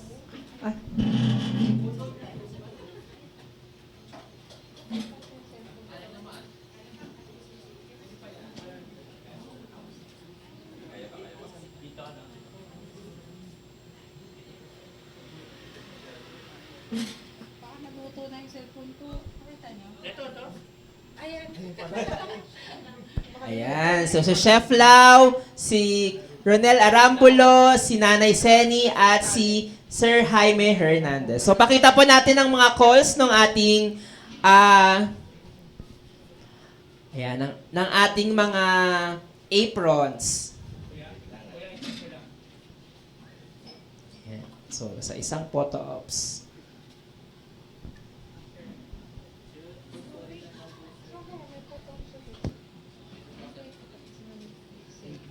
O, isang A naman dyan! A!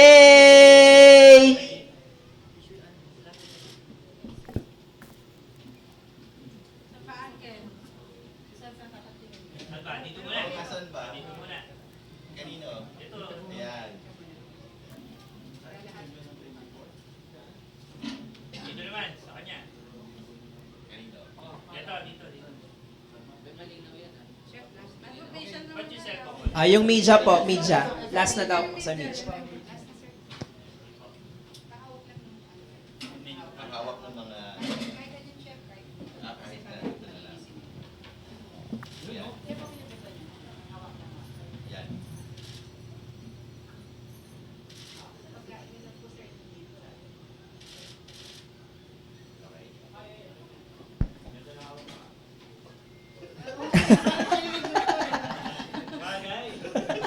Bagay na. Okay. So maraming salamat po sa ating mga chef. Okay, palakpakan natin sila. Maraming salamat po kay Caronel, kay Nanay Seni, kay Chef Lau, at kay Sir Jaime. Ngayon naman po, alam na. Siyempre, tikim ang portion na, no? Oo nga eh. Huwag ka tumalikod sa camera. Ang ganda pa naman ng suot mo. Yan. So, sino titikim? Oo, dapat yung mga audience natin. Sino ang gustong tawag ka? Natawag ko na si Tokyo tapos si Los Angeles eh. Wala pa ditong Berlin. Tokyo. Sino to? Ito yung nasa gitna, yung may fan. Hi! Si Masman. Oo. Hindi alam mga pangalan. Pakilala ka So, pakilala ka naman. I'm Alex. Dito ka, tanggalin mo yung face mask mo, syempre, titikim ke. Pahingi po ng kutsara, 4. Opo, titikman niya lahat. Sige, isa pa, para tagdalawa. Ikaw na lang ito nasa gitna din na girl. Hello. What's your name? Bini Gwen. Hey, salamat sa pagpunta dito. It's our pleasure, Bini Gwen. Gwen and? Alex. So, sila yung sa tikiman. Yan. May mga Apo. So, ang titikman ni Gwen ay itong part na to. So, ang titikman naman ni Alex ay... Ay, carbs. O sige, ito sa'yo. Tapos ito kay Gwen. Okay? Sige, una ka na, Alex. Tiknan natin. Ayan, sige, kuha ka dyan. Ito. Pwede rin to. Ayan. Tikman natin.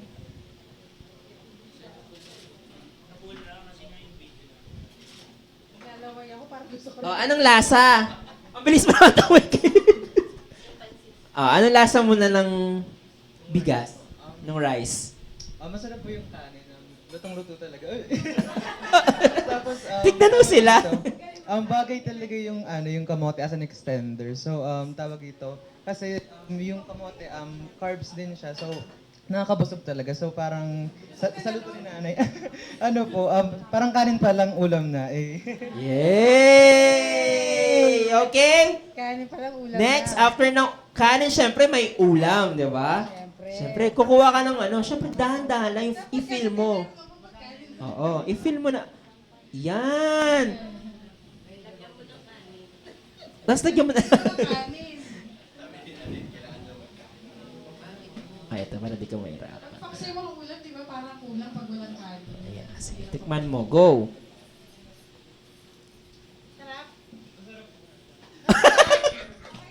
Masarap po. So, kamusta naman yung lasa nung niluto ni Ronel Arambulo? No? Masarap po talaga. Ramdam na ramdam mo yung pinaglalaban ng mga mangisda. Woo! Hey! Galing. Maraming hugot yung Oo, yung paksiw na yan. Galing. Salamat po. Okay, thank you, Alex. Tama ba, Alex? Okay. Siya So, naman. ikaw naman, Gwen. Isang pan-tropiko naman dyan. Wala pa! So, ang Wala siya. titikman natin Kanina pa ay eh. una yung Coco Pancit. So, ito kasi parang salad level siya. So, parang dessert. So, ikaw muna go. Gwen. Dapat Ito, nauna yung kutsilyo. appetizer.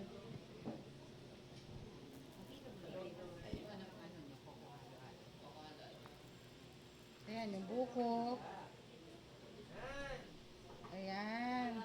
Parang hindi ba putol-putol, Jaime to? Ang dami. Ang haba. Ay, putulin natin. Ayan.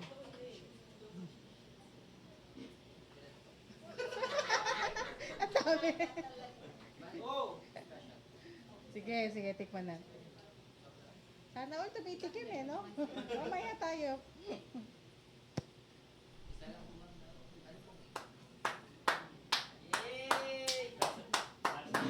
Sino ko yung reaction? Ano po, masarap po siya. Very like, new po sa panlasa ng tao. Pero hindi po siya like yung traditional pancit na maalat. Ito po is like parang mild lang po and matamis po siya ng kaunti. Pero andun pa rin po yung lasa ng mga sahog niya. Which is, ang sarap po talaga. Wow! Yay! Ang galing ni Gwen. Okay, next, Gwen. May lagayin pa po. Ayan. So, ito na yung gawa ni Chef Lau. Ayan.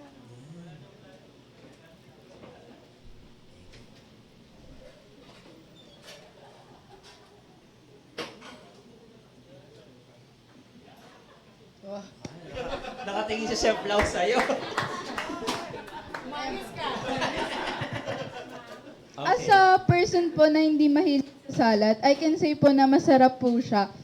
Gagaya po ng pansit, kakaiba po yung panlasa niya, pero hindi siya like yung parang magugulat ka na, hala parang kakaiba siya. Pero ito po kasi parang, andun yung parang as a Pilipino, parang kilala mo na yung dish, pero kakaiba lang yung lasa. Very unique, very tasteful po. Ayun. Yay! Salamat, Gwen! Maraming Malakpakan salamat natin sa si ating Alex mga- at saka si Gwen. And, Yan. So lahat tayo mamaya makakatikim nito. Huwag kang mag-alala, Ate El. Alam kong gustong-gusto mo talaga mamaya. So, ganyan. So, salamat sa mga taga-tikim na patunayan namin walang nasot sa pwede tayo. So ayun! So dahil natapos na ang ating pagluluto, ang pagtikim, no? Ano pa ba nang gusto nating gawin dito sa lutong bayan na ito? Kumain, syempre. No?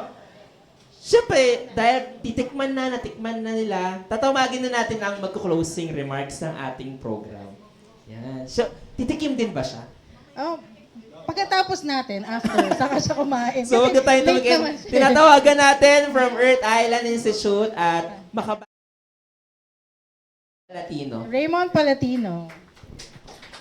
So, last year po, kasama ako dun sa mga... Last year ba yon? Last 2 years. Dun sa mga tumikim, no?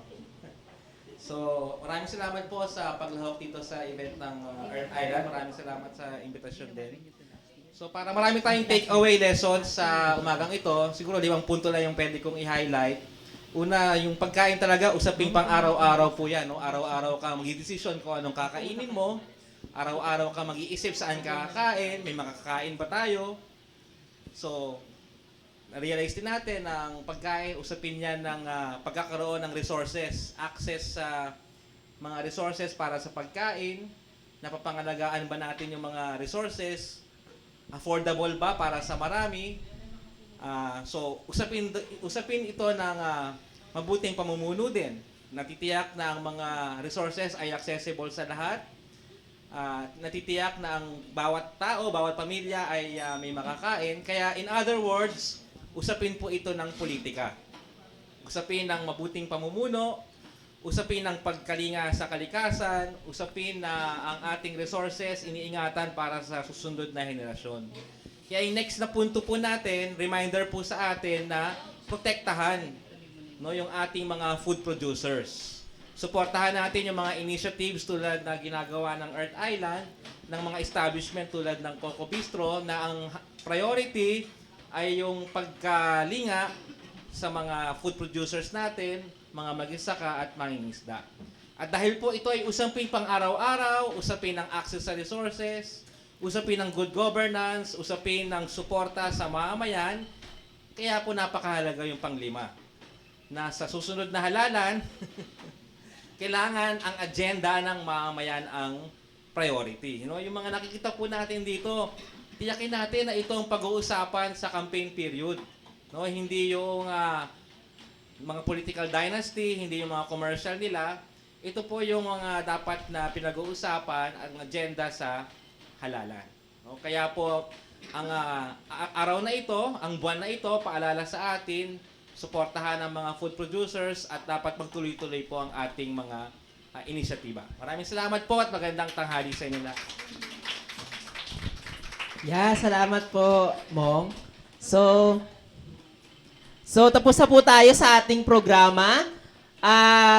Nasaan na yung mic mo, Ate El?